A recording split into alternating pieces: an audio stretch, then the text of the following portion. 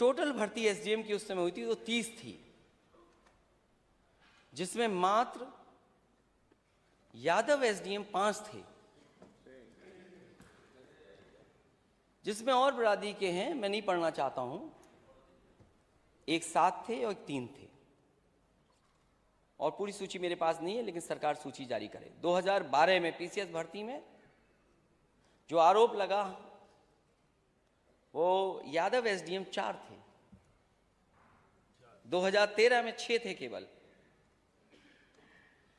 तो आखिरकार 2015 में 3 थे।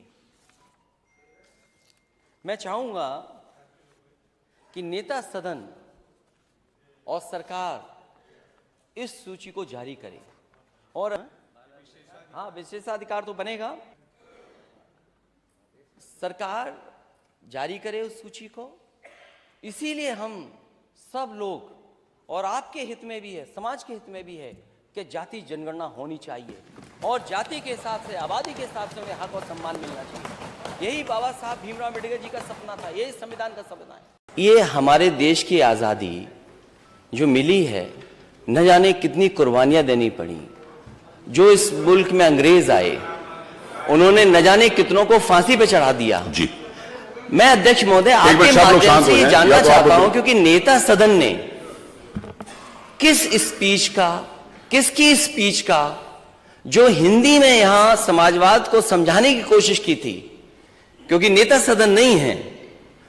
अध्यक्ष महोदय, मैं आपसे, माननीय मंत्री जी से मैं जानना चाहता हूं कि जो नेता सदन ने समाजवाद का पहाड़ा पढ़ाया इस सदन में, वो किसकी स्पीच थी?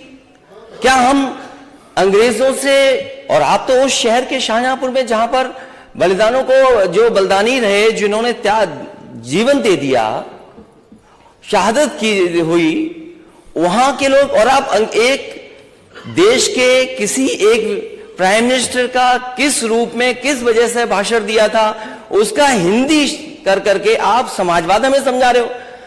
बाबा साहब भीमराव अम्बेडकर जी का दिया हुआ संविधान जो प्रेम्बल है, जो समाजवाद है, जिसका हम आप सब शपथ लेते हैं, और उसके बारे में आपके ये शब्द हैं, ये विचार है।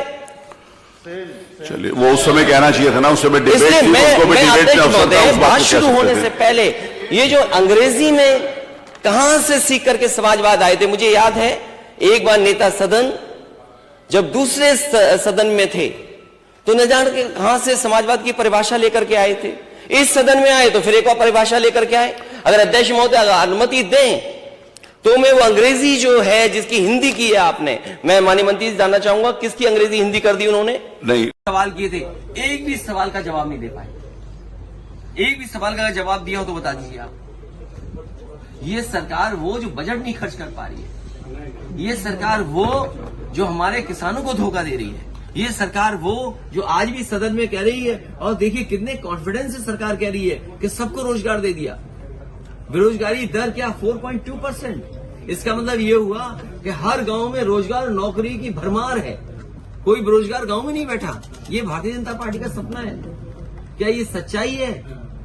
ये सरकार सवालों का जवाब नहीं दे रही है, और सरकार पीछे हट जाती है जब कभी उससे सवाल पूछा जाए। वो लोग हैं जो सबको बराबर नहीं देखते हैं, ये वो लोग हैं जो हर एक को हक और सम्मान नहीं देना चाहते हैं।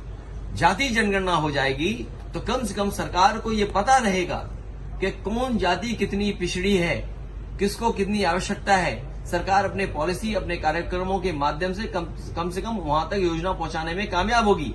आज बहुत सारी जातियां हैं जिन तक तमाम योजनाएं नहीं पहुंच पा रही हैं। ये जाति जनगणना खुशहाली का रास्ता होगा। जाति जनगणना समाज में जो एक दूसरे के प्रति भारतीय जनता पार्टी समय समय पर भेदभाव पैदा करती है, खाई पैदा करती है, वो खाई खत्म होगी। कि समाजवाद मृग तृष्णा है और न जाने क्या क्या कहना।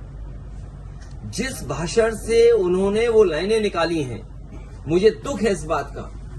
भारतीय जनता पार्टी को समाजवाद सीखने के लिए इतने लाइनें ढूंढनी पड़ी, अंग्रेजी को हिंदी में करना पड़ा। हमें भारत के लोगों को याद है कि अंग्रेजों को भगाने के लिए न जाने कितने लोगों ने कुर्बानी दी है। हमारे न जाने कितने लोग शहीद हुए हैं, जाने गई हैं। कई ऐसे लोग हैं जिनका सब कुछ चला गया, छिन गया, निछावर कर दिया उन्होंने देश की आजादी को और आजादी दिलाने के लिए। और ये वही लाइनों को दोहरा रहे हैं यहां पर।